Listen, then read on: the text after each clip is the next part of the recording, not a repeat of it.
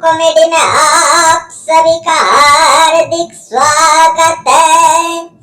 आज हम लोग का पूजा है, दारू पूजा।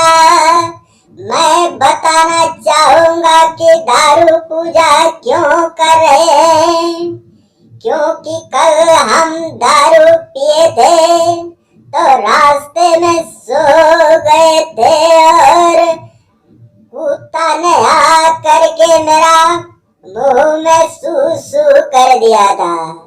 पंडित जी आप ही बताइए।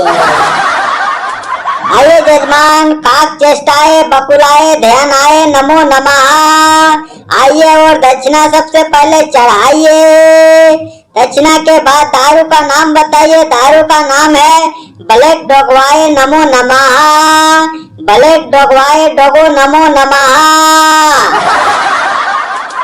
पंडित जी सबसे पहले ये बताइए कि कौन सा दारू पीने से ज्यादा फायदा होगा और कौन सा पीने से माथुम से कम फायदा होगा। आप पहले ये बताइए, उसके बाद तो दक्षिणा देते करेंगे पंडित जी।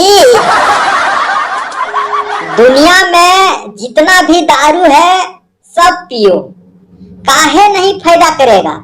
सब दारू फायदा करेगा, एकदम 100% फायदा करेगा।